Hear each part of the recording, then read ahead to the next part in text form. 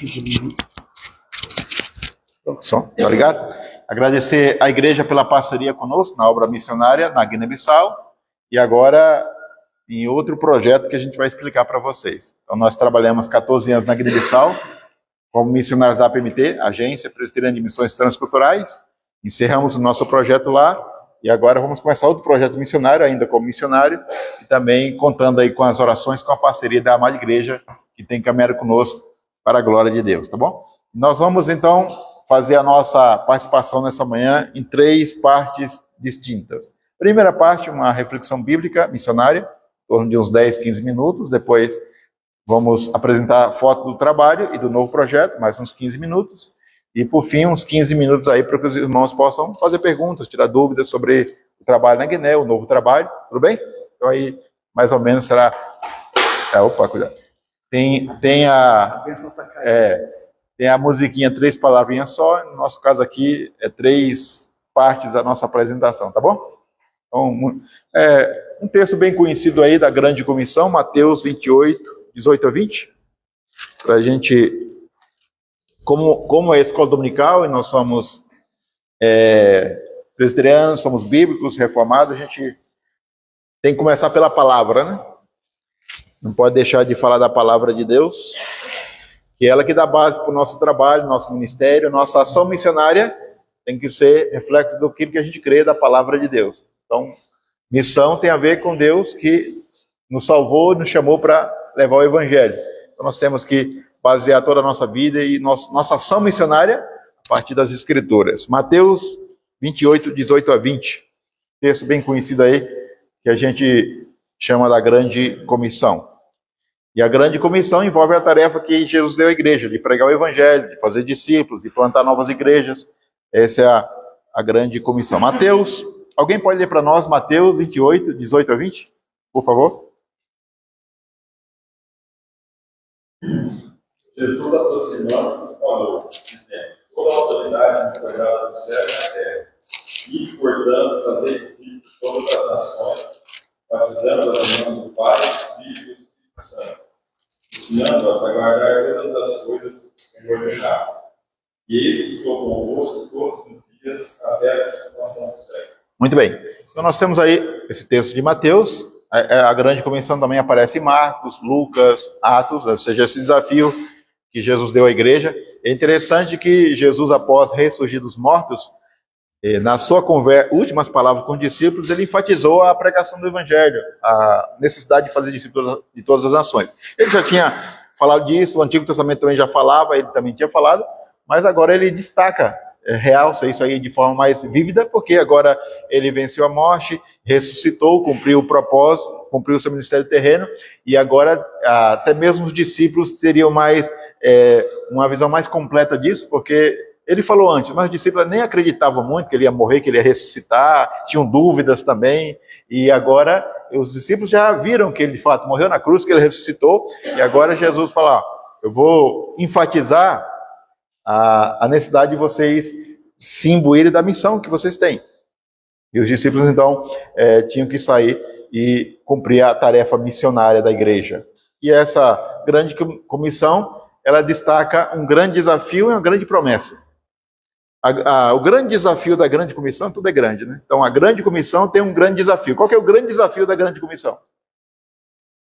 Pergunta à escola dominical. Qual que é o grande desafio da Grande Comissão? O desafio aqui, principal aqui no texto. O que a igreja tem que fazer? Ide por todo mundo e fazer? Então, o grande desafio, ou seja, a tarefa principal, ou a ordem principal na Grande Comissão é ir e fazer. Esse é o nosso desafio como igreja. Ir pelo mundo e fazer discípulos de Jesus.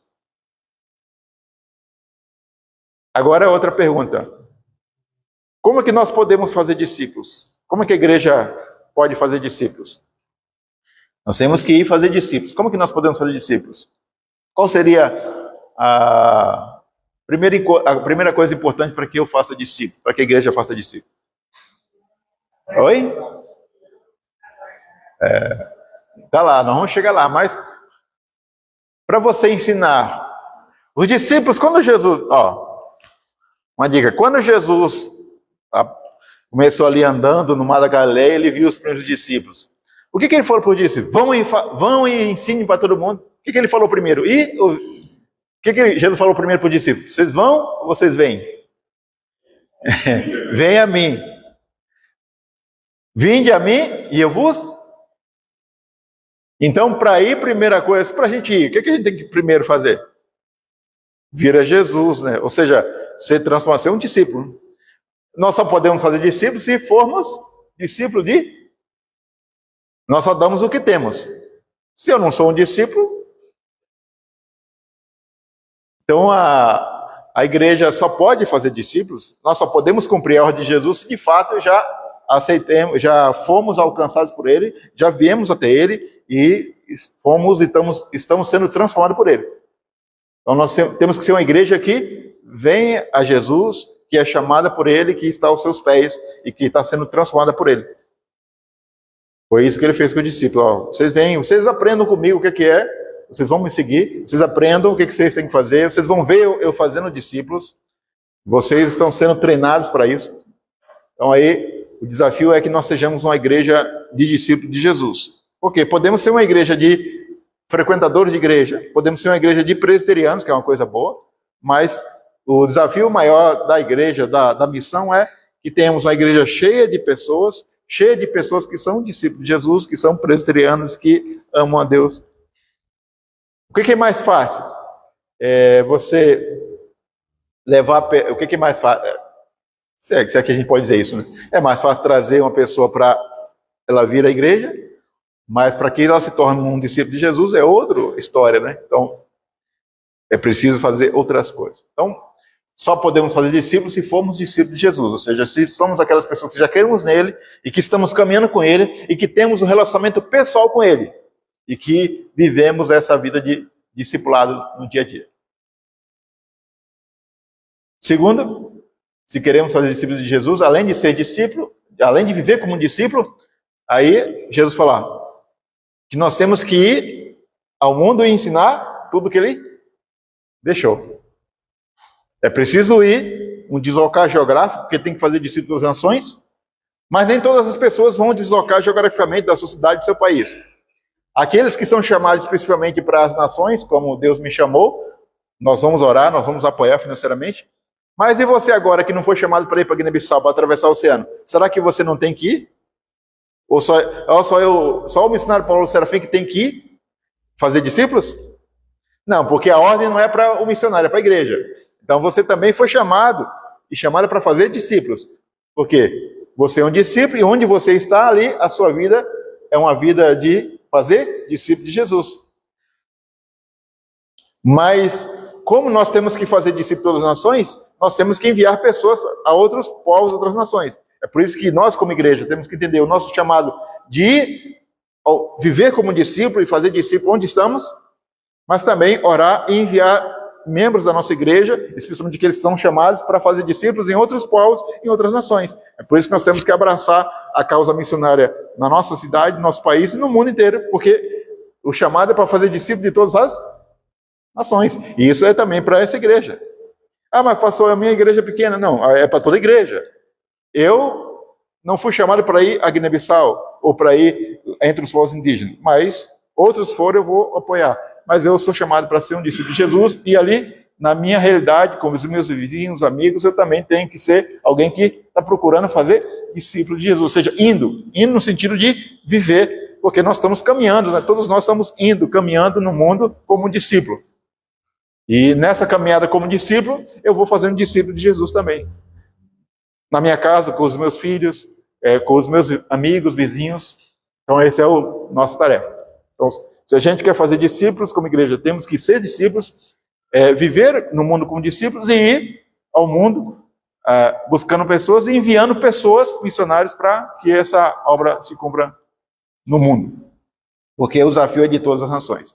E, de fato, a gente tem que ir, aí a irmã falou, nós temos que ir, mas ensinar a palavra, tudo que Jesus deixou, né? Que é o que a nossa mensagem, a base para a gente ir, o que nós vamos ensinar é o quê? É a palavra de Deus, é o que Jesus deixou, é tudo que ele deixou. Não é só que Jesus te ama, não é só que Deus é bom, Ele é bom, mas Ele é justiça, Ele salva, Jesus é Senhor, Ele é Salvador. Ou seja, tudo que Jesus deixou. Ensinando a palavra de Deus, ensinando o Evangelho. Essa é a nossa missão. Então, missionário, eu e você, não vamos para fazer turismo, vamos para pregar, ensinar. Não vamos ensinar uma ideologia, uma ideia política, um conjunto de 7 regras, uma filosofia. Nós ensinamos e pregamos o Evangelho. A nossa mensagem é o Evangelho, é a palavra de Deus. É isso que nós temos que levar ao mundo, às pessoas, a esperança em Jesus Cristo. Essa é a nossa tarefa. Então, o grande desafio é fazer discípulos. Para fazer discípulos, eu tenho que ser um discípulo, eu tenho que viver no mundo como discípulo, eu tenho que ir caminhar e eu tenho que, como igreja, enviar pessoas para o mundo para levar esse evangelho, ensinar tudo que Jesus deixou, onde eu estou e até os confins da terra. Como eu não posso estar em 2 lugares ao mesmo tempo, eu ensino aqui, mas apoio, oro, como vocês fazem conosco, sendo parceiros, para que esse evangelho, para que tudo que Jesus deixou seja ensinado até os confins da terra. Tá bom? Então esse é o grande desafio. Esse é o grande desafio da grande comissão, fazer discípulos de Jesus. Tudo bem?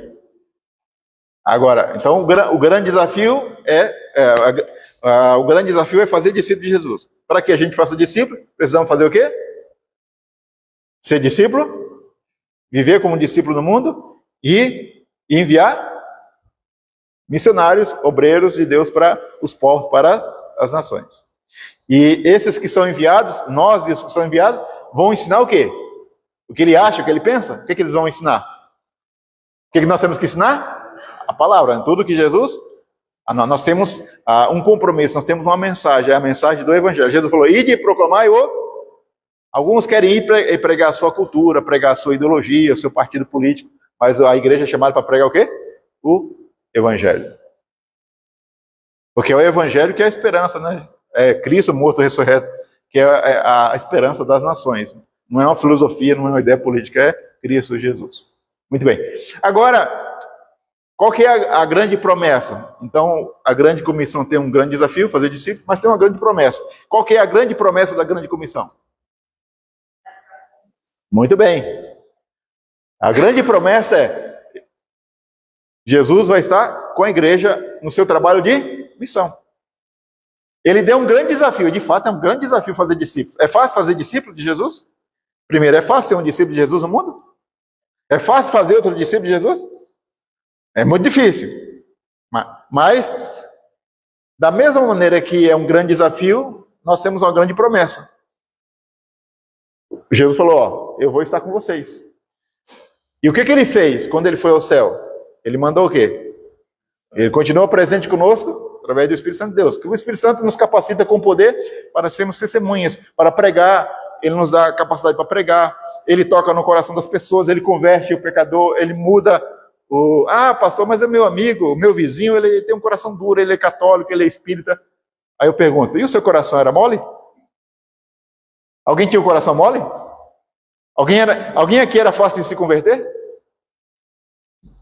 Às vezes a gente acha que fulano é fácil de se converter. Não tem ninguém, todo mundo tem um coração de pedra. Mas quem que faz uma cirurgia espiritual? Quem é responsável para fazer a cirurgia espiritual? Mudar o coração de pedra em carne? É o Espírito Santo de Deus, que Jesus enviou. E é a promessa de estar conosco. Por isso, quando nós saímos em missão, pregando o Evangelho, ensinando, nós temos essa promessa. Jesus vai estar conosco. Ele vai estar com você, dando coragem, ousadia para você pregar. Pastor, estou meio com vergonha. Ore. Peço ao Espírito Santo de Deus que dê coragem para você abrir a boca, entregar um folheto, uma Bíblia, uma literatura, convidar para o culto. E ore e deixe o Espírito Santo agir na vida da pessoa. Pastor, mas eu não vou conseguir converter. Você não consegue, mas o Espírito Santo consegue. Então... o seu papel é ser um instrumento, é ser um mensageiro da palavra. A obra da conversão é obra de Deus.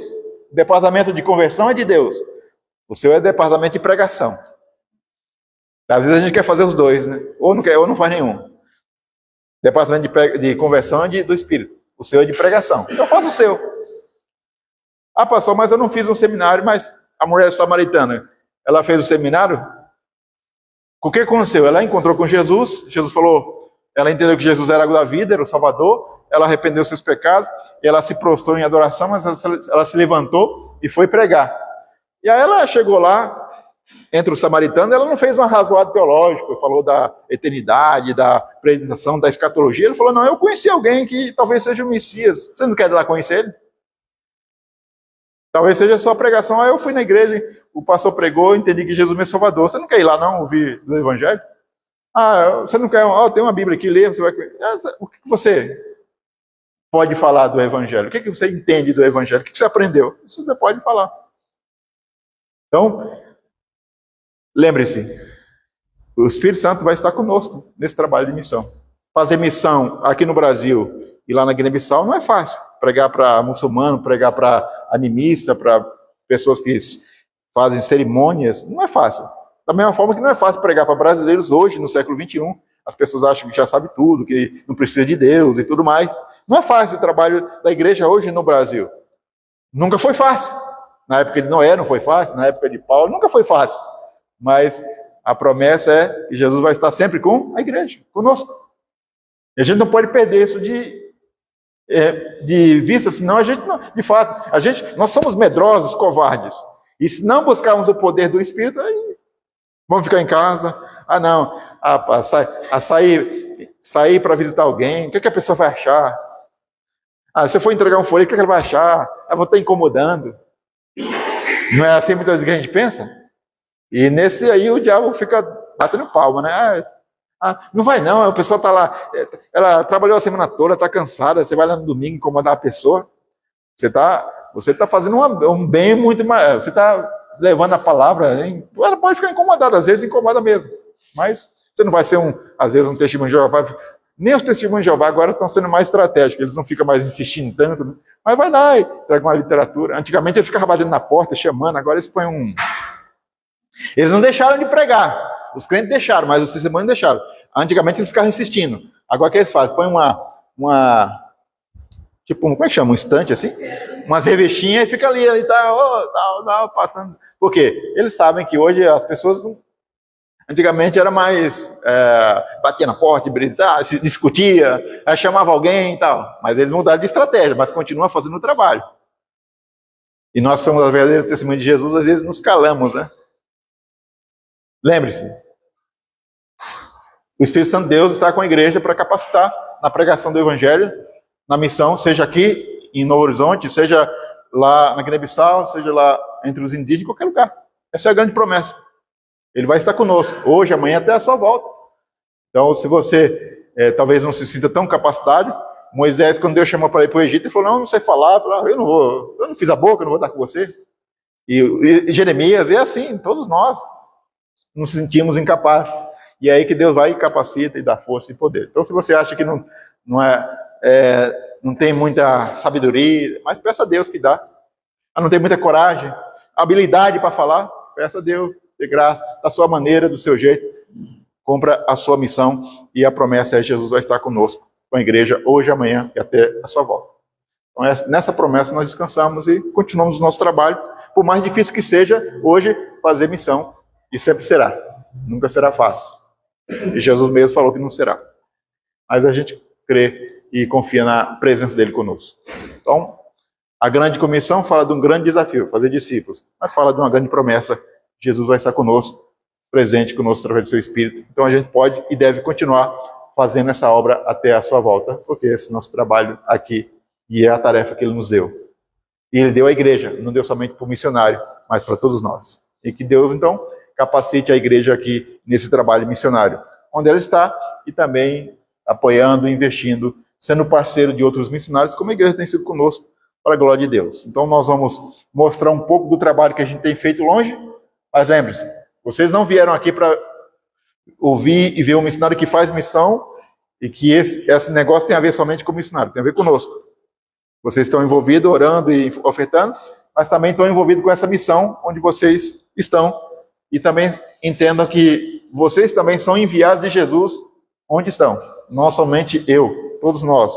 No nosso caso, um enviamento num sentido diferente, específico, com um chamado, com uma ordenação, enviado pela igreja, no sentido representante de uma igreja de uma denominação, mas todos nós somos representantes de Cristo, onde estamos, e ali cumprimos a nossa missão. Temos um trabalho missionário a realizar para a glória de Deus e expansão do seu reino. Tudo bem? Amém? Então, muito bem. Vamos, então, para a segunda parte, que é a apresentação das fotos do nosso trabalho, falar um pouco daquilo que fizemos na Guiné-Bissau, ou daquilo que Deus fez em nós e através de nós, com a participação de vocês, e depois a gente vai mostrar o novo projeto, tá bom? Então, o nosso projeto na Guiné-Bissau, 2011 a 2025, chamava-se Luz para a Guiné.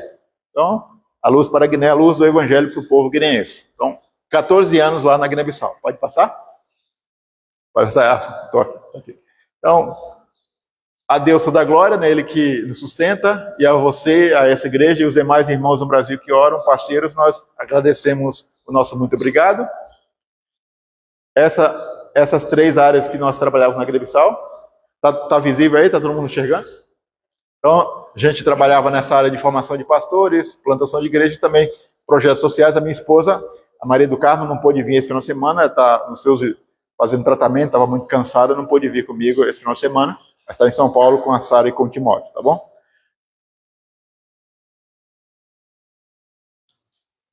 Um dado estatístico. Quando nós chegamos na Guiné-Bissau, em 2011, já tinha o trabalho presbiteriano que começou em 1997.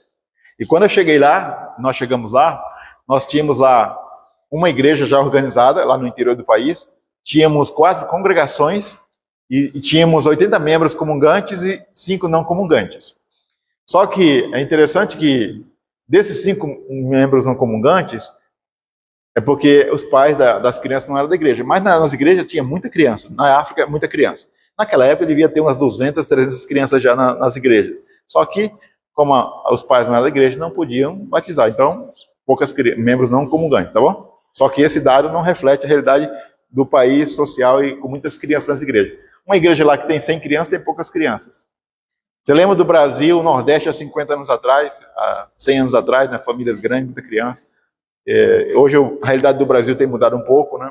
O país tem envelhecido, mas mesmo assim, nós crentes temos que casar e ter filhos, né? Os crentes têm que casar, jovem, casa e ter filhos. Esse é o processo natural, né? E a igreja precisa crescer através da evangelização e do nascimento de filhos de crentes. Então são as 2 maneiras que a igreja mais cresce: a evangelização e através do nascimento de filhos crentes. Se a igreja parar de evangelizar e os crentes parar de casar e ter filhos, o que vai acontecer? Humanamente, uma igreja local pode fechar. A igreja de Cristo nunca fecha, mas uma igreja, um grupo de discípulos no lugar, se ela não evangelizar, e se os crentes ali, se não houver casamento, nascimento de filhos, por quê? Uma geração vai e não se levantou outra, né? Isso já aconteceu em alguns lugares do mundo, né, na Europa e tudo mais. Agora, os dados de hoje. Nós temos 3 igrejas organizadas. Lembrando que esse trabalho que está sendo feito, esse trabalho lá na Guiné-Bissau, não é somente o nosso trabalho. Nós temos outros missionários da PMT lá. Temos hoje 6 famílias, 5 famílias, né? Então esse trabalho tem a ver com uma equipe de missionários nacionais e parceiros no Brasil, tá bom? Não é só o nosso trabalho lá. Nós temos hoje 9 congregações, 2 pontos de pregação, 500 membros comungantes e 50 não comungantes, explicando que em torno de 1.000 crianças frequentam as nossas igrejas lá espalhadas, porque tem muita criança lá, tá bom? Alguém quer fazer alguma pergunta aqui? Podemos, se quiser já ir intercalando com perguntas, fica à vontade. Com relação à liderança, quando nós chegamos lá na Guiné-Bissau, em 2011, não tinha nenhum pastor presbiteriano guineense. E o nosso trabalho, como era formar obreiros, formar pastores, a gente criou o seminário, juntamente com os missionários, e aí começamos o seminário. E hoje nós já temos 8 pastores nacionais presbiterianos formados lá, e agora no seminário tem uma turma de 7, tem mais outros no processo de licenciatura, então brevemente esse número pode dobrar. Nós temos 12 presbíteros, 10 diáconos. Atualmente temos 5 famílias de missionários e uma missionária solteira. Temos um seminário, 3 escolas e 2 projetos sociais. Esse é o trabalho presbiteriano da Igreja Presbiteriana da Guiné-Bissau. Bom? Tudo bem? Aqui nós temos a foto de um templo que foi inaugurado recentemente, um grande templo lá presbiteriano na Guiné-Bissau, um dos maiores lá no país. E aqui nós estávamos na inauguração. Lembrando que tudo isso como a igreja lá, o país é pobre, a igreja está começando, a arrecadação da igreja é muito pequena, essa questão de construir um seminário, templo, e tudo isso ainda tem a ver com as ofertas das igrejas do Brasil, através dos missionários que levantam parcerias, e esses recursos servem para o sustento do missionário e também para investir nos projetos que eles desenvolvem no país. Então, tudo isso tem a ver com as ofertas dos irmãos do Brasil. Mais ou menos aquilo que os americanos faziam conosco no começo, e no começo tinha que comprar o terreno, construir o templo, até que a igreja tivesse condições de se manter. Esse é o nosso seminário, essa é a 4ª turma de bacharel, nós temos 7 alunos, 6 são candidatos à nossa igreja, um já é obreiro de outra igreja. Então essa turma aí vai se formar em 2027. Tá bom?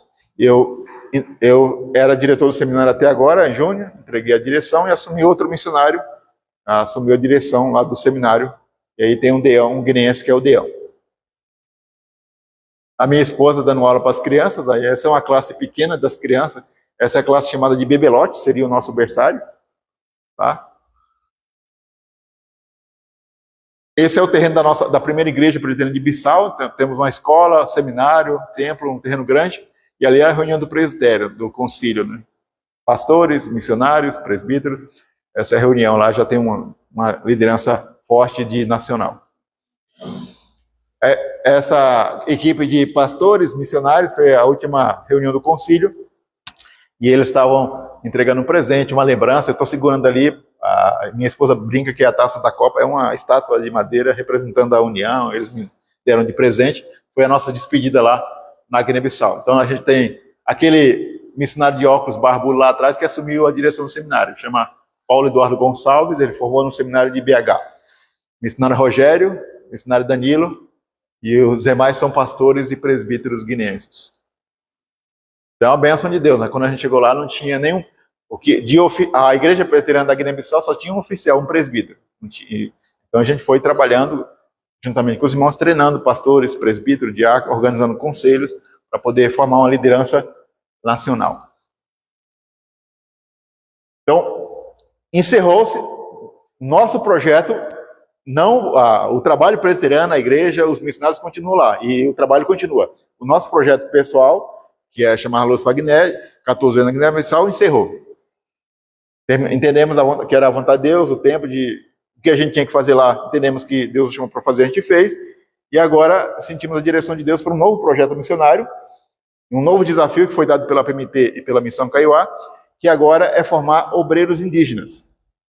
Mudou o endereço, né? E o contexto, mas o que a gente estava fazendo na Guiné-Bissau, de certa forma, vamos fazer agora em outro contexto transcultural, que é entre os indígenas brasileiros. Tudo bem? Claro aqui?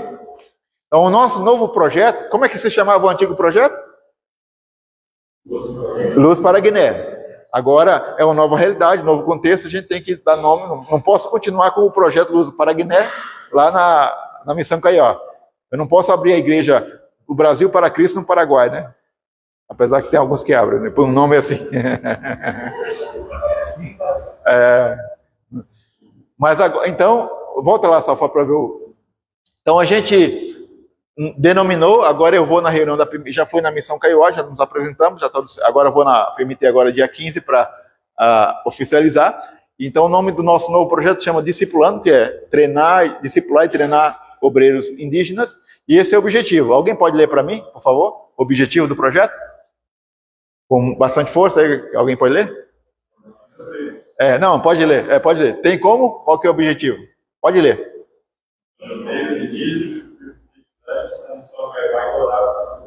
Muito bem, então, o outro formava pastores guineenses, agora o objetivo é formar pastores, obreiros, indígenas. Tudo bem? Então, eu não posso ir lá para a Missão Kaiowá treinar os indígenas a tocar. Eu não tenho, não é minha área. Tem outros que vão fazer isso. Minha área é treinamento de liderança, formação teológica, é minha área, tá bom? Então é isso que a gente tem que trabalhar naquilo que Deus nos chama para fazer. Essa é uma arte do projeto, né? Levando a Bíblia aos indígenas. Alguém aqui conhece a Missão Kaiowá? Já ouviu falar do trabalho a Missão Kaiowá, que fica em Dourados, Mato Grosso do Sul, é um dos trabalhos missionários da Igreja Presbiteriana mais antigos. Vai completar 100 anos de trabalho. Começou em 1928. E é um trabalho grande entre evangelização entre os indígenas naquela região de Mato Grosso. Lá na Missão Kaiowá, na sede em Dourados, tem escola, tem hospital, tem o Instituto Bíblico e tem nas aldeias também. 38 aldeias, tem 38 congregações nas aldeias naquela região.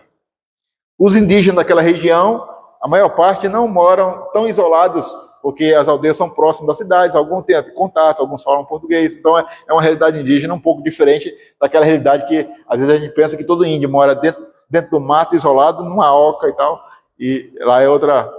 Eles têm a cultura, têm a língua deles, mas alguns têm muito acesso à cidade, tudo bem? E na Missão Kaiowá, que fica em Dourados, nós temos o Instituto Bíblico Felipe Landes, que é um instituto bíblico que forma evangelista. Mas como a igreja está crescendo, o desafio agora é formar pastores também. Então nós, quem sabe, transformar o instituto num seminário, porque a igreja indígena está crescendo. Nós já temos esse trabalho missionário da Missão Kaiowá, que começou com missionários americanos, e depois continuou com os brasileiros. Em 2008 formou a Igreja Indígena Presbiteriana. Você sabe que tem, não sei, há uma denominação formada desse trabalho da EPB chamado Igreja Indígena Presbiteriana. Já tem igrejas, congregações, 38 congregações nas aldeias indígenas. Só que eles não têm pastores suficientes para pastorear essas igrejas. Então o desafio é formar mais líderes, mais pastores. É por isso que nós fomos convidados para encarar esse projeto, esse grande desafio, que tem coisa nova, tem que aprender muitas coisas, então é um desafio grande. Peço aí que vocês orem nesse sentido, para mim e para minha esposa, que também ficou muito empolgada de ir para lá, para a Missão Kaiowá. Tá bom? Essa é a turma do Instituto Bíblico, tem indígenas e tem dois que não são indígenas, mas nós temos ali moças e rapazes de várias etnias. Naquela região predomina a etnia Kaiowá, Chavante, Terena e Guarani. Mas tem o Maruba, que veio lá do Amazonas e tal. Então, o ideal é, no Instituto Bíblico de Mato Grosso, reunir candidatos vocacionados indígenas de todo o Brasil. Aqueles que foram convertidos através de um trabalho presbiteriano, aqueles que querem estudar num lugar de visão de teologia reformada, então, trazer para lá. Então, esse é o objetivo para que haja esse crescimento e também aprofundar o conhecimento teológico, para ser uma formação mais sólida, para que aqueles homens vocacionados saiam como pastores, né, para a igreja indígena da região de Mato Grosso e do Brasil. Então é um desafio aí grande que a gente precisa orar e trabalhar, tá bom?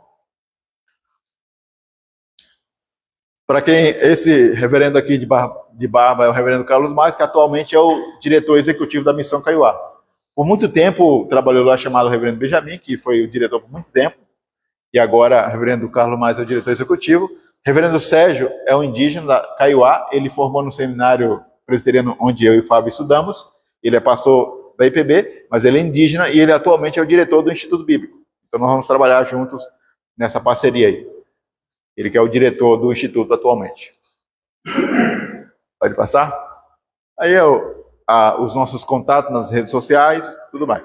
Então o resumo é, trabalhamos 14 anos como missionários da PMT na Guiné-Bissau, agora vamos continuar trabalhando como missionários da PMT, agora no contexto transcultural, só que dentro do Brasil.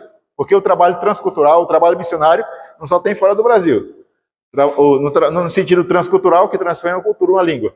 Então, há vários trabalhos missionários transculturais dentro do Brasil, com indígenas, com imigrantes, com quilombolas, e que também a PMT envia missionários para essas realidades transculturais dentro do Brasil. Porque às vezes a pessoa pensa, não, missionário transcultural tem que sair do Brasil. Mas dentro do Brasil há essa realidade transcultural.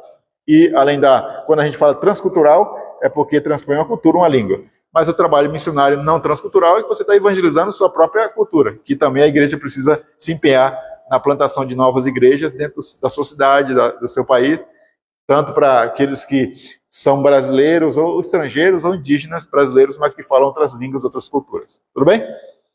Perguntas até aqui? Dúvidas? Pode fazer, irmã.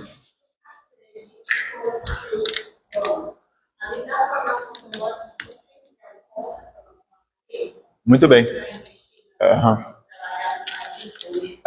Muito bem. Tem missionários que, além da formação teológica, tem outras formações em outras áreas do conhecimento. Mas não é uma... Dependendo para onde você vai, no meu caso, a minha formação é toda na área teológica. Fiz seminário, depois fiz mestrado, estou fazendo doutorado. Porque a minha área é formação de pastores. E eu trabalho em contextos, na Guiné-Bissau e entre os indígenas, você pode entrar livremente como pastor, como missionário, não tem problema. Minha esposa gosta muito de trabalhar mais na área social, na área de nutrição. Ela não é formada em nutrição, mas ela trabalhou muito nessa área. Mas, nesse sentido, não é ter uma outra formação fora da questão teológica não é obrigatório. Mas, dependendo do contexto, talvez seja importante e possa auxiliar, sobretudo no Oriente Médio, país perseguido, que você vai ter mais dificuldade de entrar diretamente como missionário, talvez entrar como professor de educação física, um professor e tal, e aí, às vezes, é mais interessante nesse sentido. Agora, em países que não há uma proibição, aí não há nesse sentido. Mas se a pessoa hoje, geralmente, as pessoas têm mais facilidade de ter outra formação, isso ajuda. Mas não é uma questão que vai fazer ele melhor, ser um pastor melhor, se ele é formado em outra área, que vai fazer, no meu caso, para formar bem pastores, eu não preciso de uma formação melhor em outra área do conhecimento. Eu tenho que me aprofundar na minha área. Se eu tiver, não pode ajudar. Mas, no meu caso, nos contextos que eu trabalhei, não faz tanta diferença. Mas se alguém tem... e graças a Deus, entre os missionários, muitos têm outros, as esposas, muitos são da área da educação, pedagogia. Por exemplo, na Guiné-Bissau, nós temos missionários que têm formação em pedagogia, tem escola lá, então trabalham com escola, são diretores de escola, dão aula na escola. Nós temos missionários que são professores de educação física, ele criou um projeto de academia de futebol. Então isso abre muitas portas, né? Agrega. Dependendo da realidade, e se você tem formação em outras áreas, você pode usar ali como uma ferramenta útil, né? Para a glória de Deus. É interessante, se alguém tem. Bom? Então, às vezes você é jovem, eu sou professor de educação física, sou de uma área que quero ir para missão. Necessariamente, se você vai trabalhar só como vamos supor, você é formado gosta de esporte, é formado em educação física. Aí quer ser missionário e vai trabalhar nessa área. Você pode usar a sua profissão, necessariamente você não precisa fazer um seminário, mas precisa ter um curso bíblico da Igreja Presbiteriana, um instituto bíblico, um curso do Jumper, EAD, que tem que ter alguma formação bíblica. Mas como você não vai ser pastor e formar pastor, você não precisa obrigatoriamente ter um seminário de 4 anos, tal. Precisa ter uma base bíblica da igreja e um curso bíblico reconhecido da igreja. Pode ser um instituto bíblico presencial, pode ser o EAD do IBEL, pode ser o EAD do Jumper, que hoje, se você tem formação na área do conhecimento, você pode fazer os cursos EAD do Jumper de pós-graduação. Se você faz teologia sistemática e teologia bíblica, aí é aceito na PMT como um curso bíblico. E aí você vai fazer os módulos do CFM, né, que são módulos relacionados à questão transcultural. Então, por exemplo, para você ser missionário da PMT, além da formação teológica, você tem que ter essa formação missiológica, que é um curso que é dado em São Paulo, de 17 módulos e tal. A Igreja Presbiteriana sempre é rigorosa na formação dos pastores e também dos missionários. Então, então o idioma você vai aprender. O idioma você vai aprender no país onde você chega. Dependendo do idioma, você pode aprender alguma coisa no seu país, mas você tem idioma que não é falado no seu país, não tem aula, não tem escola. Então por exemplo, na Guiné-Bissau, lá a gente falava o crioulo guineense. Lá você aprende lá. Se você tiver a oportunidade de aprender alguma coisa antes, tudo bem, mas você vai aprender. Onde você aprende mesmo o idioma é no país, conversando com as pessoas, porque só a base teórica não.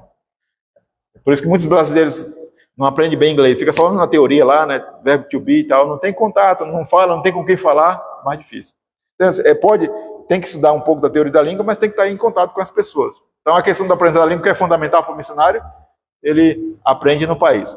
Agora, se ele vai para um país que fala árabe, hoje você tem muito curso de árabe no Brasil, então é bom você já introduzir, ter a base já, tem um inglês ou espanhol, mas aí você pega a base, mas a língua mesmo é bom aprender no país.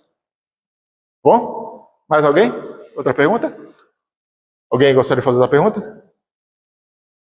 Quando você trabalha, e é interessante, a gente viu que eu trabalho em Guiné, 97, 98, é isso, né? Começou o trabalho presente em 97. Mas, por exemplo, os indígenas já tem bastante. Começou em 1928, tem 97 anos. Naquela região. Né? Isso. Quando você fala isso, você acha que o problema, assim, as dificuldades eram diferentes? Porque se você para pensar, os dispositivos, né, o crescimento, a expansão, na Guiné, de um jeito, demora um pouco mais tempo para chegar onde está.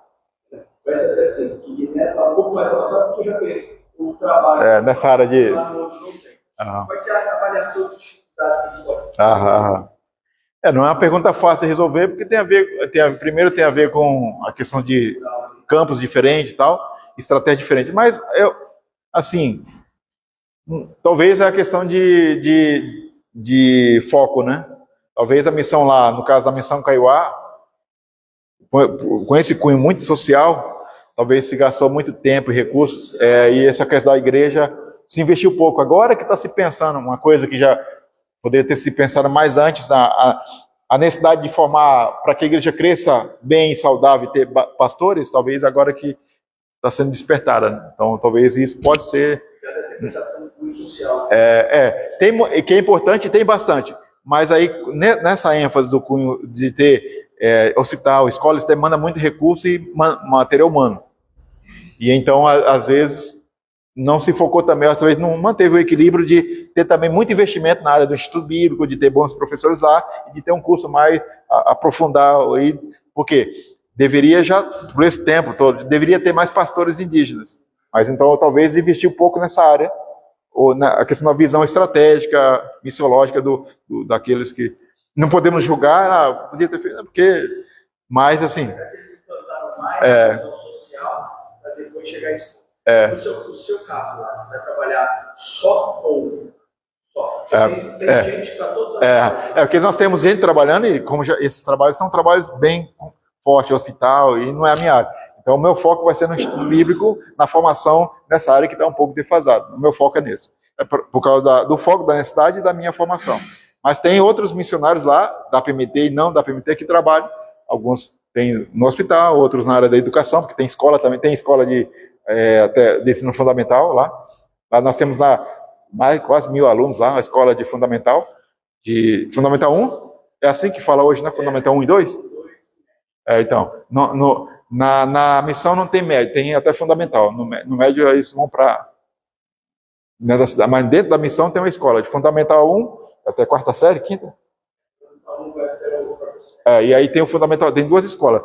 Do lado da missão, e é o Fundamental 2. Então, mais de 1.000 alunos. A maioria desses alunos são indígenas, que vêm das aldeias próximas estudar lá. E aí a parceria com a prefeitura, vem os ônibus trazendo os indígenas, leva para... Então, é um trabalho muito forte na área de educação lá. Então, tem professores que são do Estado, da prefeitura, outros são missionários voluntários, então tem tudo lá. Ok, numa estrutura dela você tem que ter funcionários. Então, isso foi importante, mas requer muito para a missão, funcionários. Houve também dificuldade quando a missão fez uma parceria com o governo para atender a saúde dos indígenas. Então, ele recebe verba do governo, mas você tem muita despesa, né? Funcionário, problema trabalhista. O que aconteceu? Houve muita dívida para a missão Kaiowá. E aí eles perceberam que essa parceria não era tão... Porque você demanda muito tempo, recursos, e você perde o foco. Então, está cortando essa parceria justamente porque é difícil. Aí muitas igrejas, está recebendo dinheiro do governo, precisa ofertar mais. Então a missão perdeu ofertas, e o trabalho é um trabalho, necessita das ofertas das igrejas. Mas só foi mais prejuízo, né? Porque agora desfez a parceria, mas muita gente entrando na justiça, porque era funcionário, né? Não quer saber que o governo cortou a verba e que acabou a parceria, mas eles entram contra a missão Kaiowá, né? E às vezes o juiz bloqueia a conta da missão, porque alguém entrou na justiça, ganhou a causa, 30 mil, tem 20 mil na conta da missão. Bloqueia até pagar, aí não pode usar aquele dinheiro. E então o Instituto Bíblico acaba ficando sem recurso. Então, mas graças a Deus, e com o apoio da IPB, da denominação, essa nova diretoria está tentando... O gasto mensal dele é 500 mil. A entrada é 300 mil. Então tem um déficit. Aí a IPB tem que cobrir. E não dá para você cobrir um gasto desse todo mês, né? Porque você tem a parceria com o governo, com a prefeitura, mas a verba que entra, não dá para... Você sabe que a área de educação, saúde é muito gasto, né? Remédio, médico. Então são os desafios que a missão tem. Para continuar servindo o indígena nessa área social, mas também equilibrar, ter as contas sanadas. Então, e isso precisa das orações da igreja e das ofertas, porque é um trabalho da nossa denominação.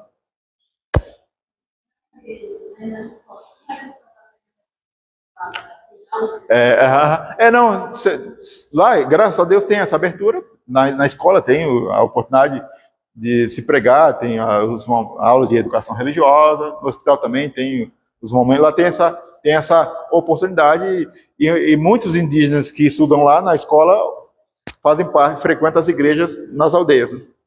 Então, porque aqueles indígenas que estudam na escola, que é uma escola da missão, teoricamente cristã, ele mora numa aldeia que na aldeia dele, naquela região, muitas aldeias têm igrejas presbiterianas naquelas aldeias.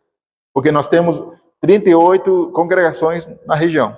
Então, várias aldeias daquela região têm igrejas presbiterianas. Tudo bem? Fica numa cidade, e aí, dali é que vai programar outras coisas. Porque em Dourados, onde está a sede principal, a Missão Caió tem uma sede principal em Dourados. Ela tem outra sede, Amambai, outra cidade, e tem trabalho nas aldeias. Só que a sede principal é em Dourados, onde está o hospital, o instituto. E de lá, que você vai, os indígenas vêm das suas aldeias, aqueles que se convertem, que têm a maturidade, principalmente aqueles que têm uma facilidade maior com o português, vêm para o instituto, ali formam para voltar para ser pastor na sua aldeia. Nós temos aldeias próximas de Dourados, 10, 15, 20, 30, 50, aí vai aumentando, 100, 200, porque é uma região, daquela região que é o trabalho da missão, então atinge a região e várias aldeias mais próximas, mais distantes também. São busca eles ou eles vão? Oi? São busca eles nos locais? Não. No trabalho as aldeias mais distantes tem escola lá, às vezes tem igreja lá. Os que moram perto da sede de Dourados vêm estudar, tem a igreja na aldeia dele, mas a escola vem na missão. As aldeias mais distantes não vêm, é longe, mas geralmente tem uma igreja lá, ou a escola, porque aquela aldeia está perto de uma cidade, ou ele tem uma escola na aldeia, ou a prefeitura leva para a cidade, para indígena, porque naquela região lá é bem, como eu falei, os indígenas não moram tão isolados na mata, tão longe da cidade. E tem, então, essa integração maior com a cidade, né? Essas aldeias, então, não é uma aldeias indígenas. São aldeias mais modernas. Não diria mas aldeias que têm uma influência maior da cidade, da interação com a cidade, ou seja, às vezes quem tem condições já tem uma casa de alvenaria, tem internet, tem televisão e tal. Porque, então, é muito importante essa observação, porque às vezes a gente, da mesma forma que acontece com a África, o pessoal pensa que a África é uma coisa só, todo mundo na África é tudo igual. O continente africano são 54 países, culturas, línguas diferentes. Os povos indígenas do Brasil, 340 etnias, várias regiões. Então é muito diferente, eles têm a matriz comum da cultura indígena, mas muita coisa diferente uma da coisa. Nem todo índio mora numa oca, como a gente pensa que todo índio mora dentro do mato numa oca. Tem tribos indígenas que eles moram, mas a morança é coletiva, eles têm uma casa grande, um salão, os homens moram lá, dormem lá, e as mulheres dormem lá, e aí, então, e principalmente essas aldeias mais próximas de cidade, já não moram mais, porque o Brasil tem esse desenvolvimento, a energia já chegou lá, muitas aldeias indígenas têm internet, tem escola do governo, infelizmente chegou muita coisa ruim, bebida, drogas, muitos indígenas alcoólatras, chega as coisas boas e as ruins também. Chegou o evangelho, mas chega... Então tá dando para entender? Então não pense que toda a cultura indígena é só, que todo indígena mora numa oca, e algumas tribos, sobretudo as mais próximas da cidade, já estão, tem as coisas boas, alguns indígenas estudam, fazem faculdade, moram na aldeia e vai trabalhar na cidade e volta, outros mudam para a cidade, então...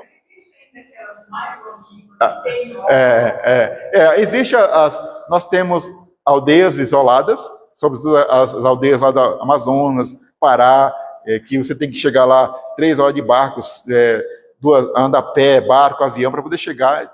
E tem tribos chamadas isoladas que não tem contato nenhum com a cidade. Então tem todo tipo. Tem as mais isoladas, que você não tem contato, e que eles não têm contato. Tem as mais distantes, que mais tem contato, mas é distante para chegar lá. E tem as mais próximas de cidades e que tem contato e que... Então, tem toda essa realidade indígena do Brasil. O missionário já teve contato, eles têm contato com uma tribo chamada Simpalaga? Eu não, exatamente não tem, mas se for essa etnia específica eu não sei, eu não pesquisei, mas provavelmente sim, ou dependendo de onde ela está, qual é a região, tem que ver a região onde é que está. Eu digo porque o missionário, a igreja tem presbiteriana renovada, ela esteve em casa, eles estiveram em casa, e eles eram dessa tribo. Então.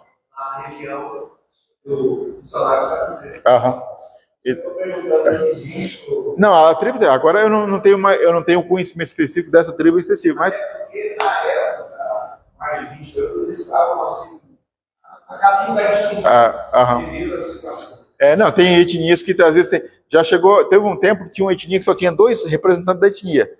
E aí o missionário estava procurando até casamento, que eram 2 homens. Estava procurando casamento para poder... Só que eles não estavam dando certo, não dava... Aí, se eles não casassem, não tivesse aquela etnia, aquele grupo linguístico... Porque, às vezes, acabar naquela região. Talvez tenha um grupo daquela etnia que fugiu ou foi para outro país e às vezes não se conhece. Mas aqueles 2 representantes daquela etnia que tinha no Brasil, aí, eu nem sei se conseguiram o casamento, porque não estava dando certo. Quem me contou isso foi um missionário. Porque você tem, por exemplo, você tem a guaranis que mora no Brasil, guaranis que mora no Paraguai, você tem uma parte ali na Amazônia ali, a Amazônia é grande, tem a Amazônia da parte do Brasil, do Peru, do Chile, então tem da mesma etnia que mora em uma parte aqui, uma parte lá. Então e também indígenas não tem só no Brasil, porque você tem toda ali no Peru, Bolívia, então, quando fala na Amazônia não é só... Então, essas questões que a gente tem que entender um pouco da questão geográfica, cultural, que às vezes a gente põe num bolo só, né? Mas aí tem a ver com os professores de geografia, história e a sua área de... A Amazônia pega desde a Venezuela, as Guianas... É muito grande, né? Só que a maior parte está dentro do Brasil, né? 50% dela é Brasil. Brasileiro. Que todo mundo põe o olho, né? Todo mundo cresce o olho, né? Amazônia. Quando fala de indígena, você não vai ter todo esse arcabouço de conhecimento, porque você vai trabalhar especificamente numa região. Mas é imenso. Você vai conhecer sobre aquela região. A partir do ano que vem. Eu estou começando a estudar. Eu conheci o mais geral, agora eu tenho que me aprofundar mais nessa área. E aí eu vou conhecer a realidade indígena brasileira, mais específica da minha região. E eu tenho que me aprofundar mais, porque agora a minha tese de doutorado tem a ver com isso agora. Eu estava pensando em escrever sobre a Guiné-Bissau, mas como eu mudei, virou a chave, e eu falei com o meu orientador, e ele permitiu, porque aí vai me economizar esforços acadêmicos. Né? Já pensou? Ter que escrever sobre a Guiné-Bissau, pesquisar sobre indígena, aí a cabeça não vai aguentar, né? Já com 55 anos, eu não aconselho, eu fazer doutorado depois de 50, a cabeça começa... Antigamente eu li um livro uma semana no seminário, agora é um livro, dura um mês, o negócio parece que a folha não vai, o olho começa... Então, mas eu estou lá lutando, com a graça de Deus, porque eu gosto, é a área, né? Então... Aí eu tenho que pesquisar para entender lá a realidade e também aproveitar para poder ser... Lá na sua área, você já tem pessoas lá que já trabalham há muito tempo ou está num grupo totalmente novo? Não, já tem por exemplo, o Reverendo Sérgio já está lá há um tempo como diretor do seminário. Nós temos uma equipe, como a missão está passando por uma reestruturação, tem alguns missionários, por exemplo, o diretor... Esse ano entrou muita gente nova. Esse diretor auxiliares estão entrando esse ano. Tem uma equipe, gente está entrando, tem gente que já estava lá há mais tempo, mas está entrando muita gente nova, justamente porque está tentando trazer essa nova visão, a reestruturação. E o Reverendo Sérgio, que é o indígena, já está lá há mais tempo, mas está entrando muita gente nova. Alguns missionários da PMT que trabalham lá já estão há mais tempo, mas está chegando uma turma nova. E eu talvez seja mais novo, será eu agora. Mas tem gente antiga, eu conheci lá uma servente da escola lá, que trabalha lá há 40 anos na Missão Kaiowá, na escola da Kaiowá. E aí, eu fui lá em agosto, teve o culto de 97 anos da missão. e veio os indígenas das aldeias, quase 600 pessoas. E as irmãs foram fazer almoço, galinhada, para 600 pessoas. Aí minha esposa ajudou cortando frango lá, aí servia numa marmitinha, entregava. Não, desafio. Aí vieram os ônibus com os indígenas para o culto de 97 anos da Missão Caió. Foi um culto bonito, apresentação das crianças na língua, muito bonito. Então, aquele almoço para 500, 600 pessoas. Não é fácil. Mas como tem a escola, tem as panelas da escola, né? Fizeram a estrutura da escola para fazer a comida. O espaço lá é muito É grande, tem o campo de futebol, tem área, é uma área grande. É aquilo que a bênção, a visão dos pioneiros missionários, quando chegavam no lugar e tinha a visão de comprar um lugar, uma chácara, era barata, tinha dólar, né? Lá na Guiné-Bissau também, as primeiras igrejas, a gente comprou um terreno grande. Mas hoje já também está mais caro, né? mais ou menos a ideia aqui no Brasil. Quando os americanos vieram, eles compravam, por exemplo, um espaço pequeno da igreja. Eles compravam bastante área no lugar bom, né? Aqui, o pensamento é igreja, escola e outras coisas. Geralmente as primeiras igrejas da cidade que trabalho antigo, que foi começado por missionários, geralmente, até mesmo começado por brasileiros, antigamente, era mais fácil você comprar um terreno, às vezes ganhava, né? Ou fazia, e era bem mais barato terra no Brasil. Então, na Guiné-Bissau também, quando a primeira igreja tem um terreno grande, a segunda igreja tem um terreno grande, a terceira já começou a ficar caro, em Bissau, né? Começou a ficar caro. Então tem. E geralmente está num lugar bem localizado e tal. Igual aqui, então, quando começou o trabalho, um lugar. Se hoje seria difícil comprar um lugar nesse lugar que vocês estão hoje, né? Então, essa é uma realidade da plantação de igreja em cidades grandes, né? Que é caro o espaço. Então, vamos plantar uma igreja lá na Avenida Paulista, em São Paulo. Tem que ter muito dinheiro para comprar um. Aí tem que alugar um hotel, é caro. Então não é fácil. Mas temos que fazer a missão, né? Deus é dono da obra, dono do ouro, da prata, né? Tem noção de quantos índios tem lá? Tem muitos aí. Naquela região em Dourados, a população indígena é de 12 mil indígenas naquela região ali. No Brasil todo pode chegar em torno de 2 milhões, né? Naquela região de Dourados, só em torno de Dourados tem 12 mil, é o último censo do IBGE. Então e todo brasileiro, né? Por exemplo, você sabia que eu tenho ascendência, do passado fala ascendência, né? Eu tenho ascendência indígena. Não, eu sou descendente de indígena, mas eu sou descendente de indígena, ou seja, todo brasileiro ele tem mistura de indígena, africano ou europeu, né? Nós somos formados desses três troncos. E eu tenho traços indígenas. Tem um pouco de olho puxado, porque meu bisavô pegou minha bisavó no laço, como diziam os antigos, né? Casou com a indígena. Pegou no laço porque pegou e não era muito. Oi? Era na Paraíba, né? Tinha muito indígenas potiguara, aquela região no Rio Grande do Norte. E minha avó que eu conheci, minha avó era uma indígena pura, assim, baixinha, cabelo liso, invocada, assim, era assim, cara de indígena mesmo. Então, uma indígena paraibana, as duas coisas. Então, é interessante que eu fui na China em 98. Eu cheguei lá, eu fui confundido com chinês. Na Guiné-Bissau, eu fui confundido com chinês. Não parece, né? Mas às vezes eu tenho um pouco de... Eu briguei, eu estava lá na Guiné-Bissau, chegou o rapaz e falou, você é chinês? Porque tem muito chinês lá. Eu falei, não, sou chinês não, sou brasileiro. Eu falei, não, você é chinês. Aí eu tive que dar essa aula de história. Eu falei, o brasileiro é formado de 3 troncos e tal, todo brasileiro tem um pé na África e tal, não sei o quê. Aí eu falei, não, você é chinês. Aí o outro falou, não, ele não é chinês porque o chinês não sabe falar a língua e tal. Aí parou. Temos aí mais espaço para mais 2, 3 perguntas para a gente encerrar. Eu gostei aí da interação, a participação. Acho que a irmã levantou primeiro. Você levantou? Pode. País livre, assim, pode pegar normalmente na Guiné-Bissau? Graças a Deus ainda é livre, pode se pregar. Nós temos lá, metade da população é muçulmana, 50%, mas ainda não há perseguição, não há proibição. É claro que numa aldeia muçulmana você vai ter mais dificuldade, mas se você conversar com o líder, talvez ele permita que você pregue na escola, se você tiver uma escola. E nesse caso, eles permitem, numa aldeia muçulmana, eles permitem, às vezes, se você pregar lá, se tiver uma escola, e pregar na escola. Nesse caso, não são tão duros ainda. Então, é diferente, é um islamismo não tão radical como do Oriente Médio. A cultura africana é mais do sincretismo, então eles têm...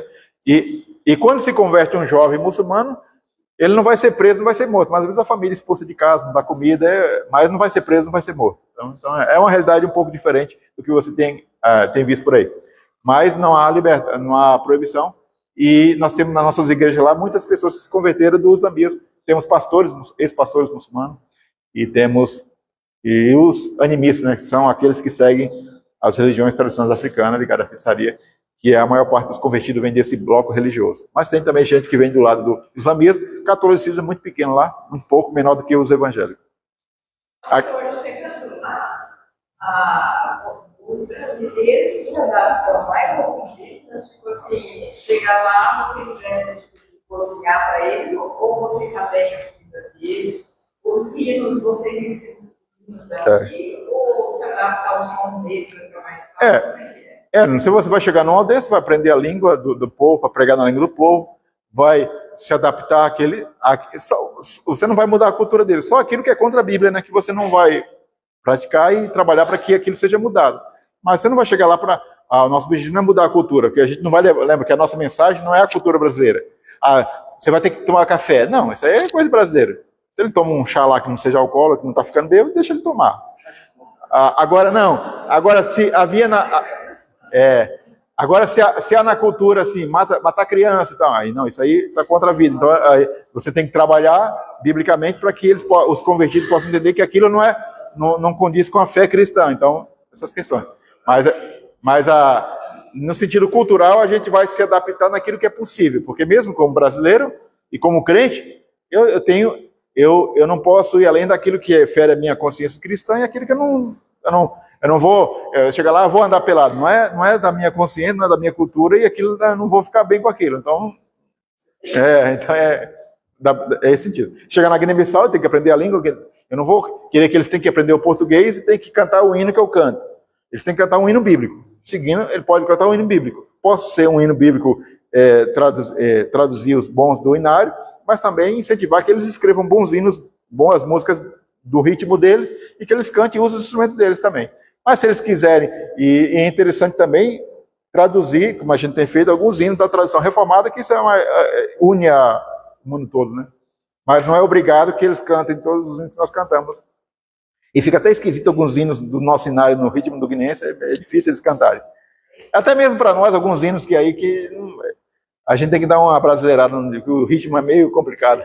Tá bom? Lá na Missão Imperial, o senhor participou, os cantos dos hinos são todos parte de nós, mas eles já são mais ou menos do estilo nosso, ou eles já são todos traduzidos para o estilo indígena? Então, como era um culto de 97 anos na Missão Kaiowá, então nós tivemos cantos em português, tivemos cânticos em várias línguas indígenas, mas numa aldeia terrena distante, aí canta-se mais em terena.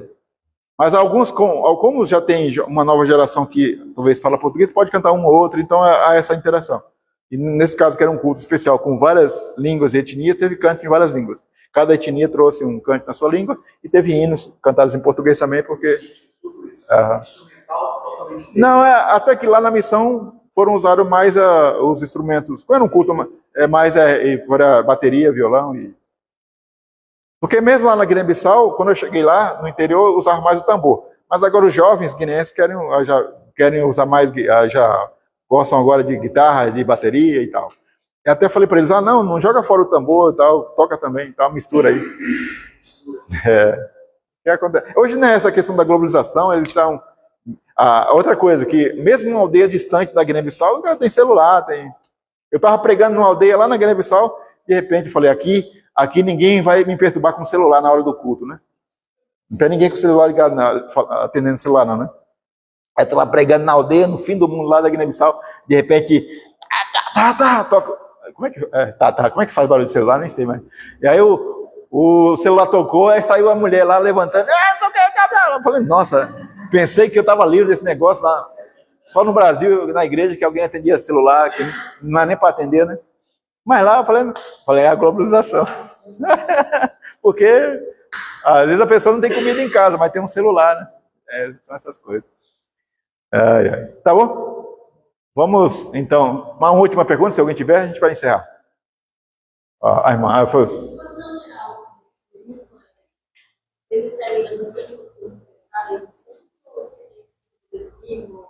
Ah. A sua pergunta é se ainda há muita gente se dispondo para o trabalho missionário como missionário? Nós temos as duas coisas. A Igreja Presbiteriana do Brasil, a PMT, que é a agência responsável pelo trabalho missionário transcultural, nós temos a Junta de Missionários Nacionais, que é o trabalho missionário dentro do Brasil, e no trabalho transcultural tem havido bastante despertamento de vocações e tem crescido bastante a PMT. Eu entrei na PMT em 2011, tinha 130 missionários, hoje tem 315. Então, e há um grupo se preparando para ir para missões. E hoje há alguns jovens e também pastores já experientes que querem ir para o campo missionário. Então está tendo. Mas pelo tamanho e potencial da nossa igreja, a IPB, poderíamos ter mais vocações. Isso depende da vontade de Deus, mas também do incentivo das igrejas, de falar, trazer missionário assim na igreja. Por quê? Quando a igreja ouve de missões, participa, isso é mais comum fomentar nas crianças. Nas crianças, na juventude, ele entender, eu tenho uma formação, eu posso usar aquela formação para missões e tal. Então isso é importante. Quanto mais a igreja local fala, traz a realidade missionária, isso pode ser um incentivo para que Deus use para despertar mais vocações, que a gente precisa, porque a seara é grande, mesmo que haja um crescimento, há sempre uma necessidade, dentro do Brasil e fora do Brasil. Então é importante que a gente ore, que os pais incentivem os filhos, orem. Se Deus chamar seu filho, entregue, assim como a família de Sábio entregou ele para vir para o Brasil, né? Consagrou ele quando ele era pequeno. Era muito comum entre os crentes presbiterianos consagrar os filhos para missões. Hoje o pessoal quer que o filho seja doutor, advogado, que é uma coisa boa, mas se for missionário, não, isso aí vai sofrer e tal. Vai ser bênção, ser instrumento de Deus. Então, se Deus chamar seu filho para ser um médico crente, um advogado crente, mas se for um missionário, louva a Deus também. Então é isso. Então tem as duas coisas. Tem havido, mas precisamos orar mais para que haja mais vocações e que, pelo tamanho da nossa igreja, podemos enviar mais missionários, mais gente para o seminário, plantar mais igrejas, mas graças a Deus tem havido um bom despertamento. E hoje a missão, a PMT, é uma das agências missionárias que mais cresce no Brasil. E é importante a gente conhecer o trabalho da missão da nossa igreja, porque muitos crentes não conhecem o trabalho da missão Kaiowá, que está há muito tempo trabalhando com os índios, não conhecem o trabalho do missionário do Brasil, dentro do Brasil e fora, e às vezes algumas pessoas falam, não, a igreja presbiteriana não faz missões, o presbiteriano não faz missões, e às vezes não conhece, tanto os de fora como os de dentro. E às vezes nós mesmos, como presbiterianos, não conhecemos. Aí, se a gente não conhece, a gente não ora, não investe. Se você sabe que tem gente fazendo, tem esses projetos como Missão Kaiowá, vamos investir. Vamos participar, orar mais, investir. Então, agora vocês vão conhecer, já conhecia mais a Guiné, vão conhecer mais a Missão Kaiowá. Por quê? Vocês têm uma ligação direta agora conosco. Então, é natural, quando eu vier outra vez, vou falar mais da Kaiowá, responder mais perguntas de vocês. Se alguém quiser visitar lá, é mais fácil do que na Guiné-Bissau. Então, tudo é o nosso trabalho. E a igreja, os pastores, têm que ter essa visão de envolver a igreja com missões, porque seus filhos estão crescendo numa igreja missionária, a cultura missionária, ele pode se envolver diretamente ou indo como missionário, mas se ele for um profissional e, pela graça de Deus, ganhar muito dinheiro, ele vai investir o dinheiro dele na igreja, na missão. Ou seja, ele não vai ser uma pessoa que vai se apegar ao dinheiro, porque ele sabe que ele tem que expandir o reino. E o dinheiro dele vai ser para a glória dele. Se ele for um médico famoso, um profissional bem-sucedido, ele vai ser um testemunho de Jesus ali, mas vai investir financeiramente naquela obra missionária. Essa é a visão de colocar a nossa vida, dons, recursos à disposição do reino. Então, aqueles que não vão diretamente estão indo na cidade, mas estão investindo a vida, os recursos para expandir o reino, colocando para a glória de Deus. Essa é a nossa visão bíblica calvinista, né? Tudo para a glória de Deus. Nossa vida, filhos, dinheiro. E então a gente vai participar dessa missão, que é a missão de Deus dada a nós, a igreja. Tem a ver comigo e com você também. Vamos orar, porque... Obrigado aí pela participação, interesse. E eu não passei de horário, não, né? Tá bom. Muito bem. Vamos nos colocar em pé e orar, depois eu entregar a palavra para o pastor.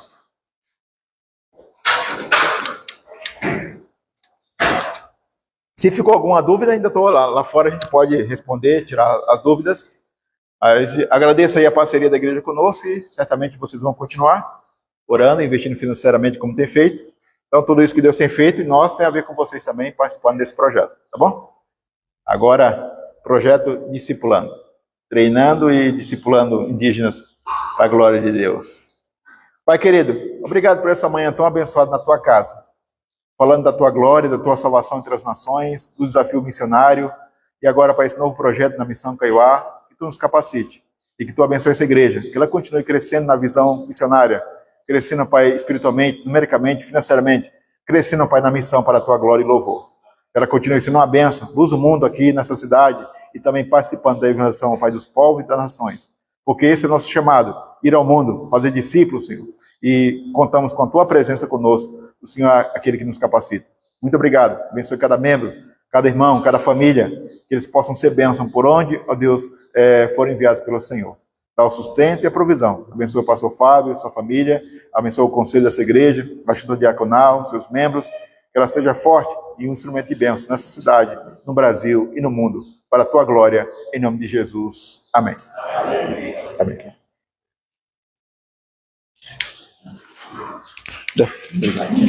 Pode sentar, irmãos.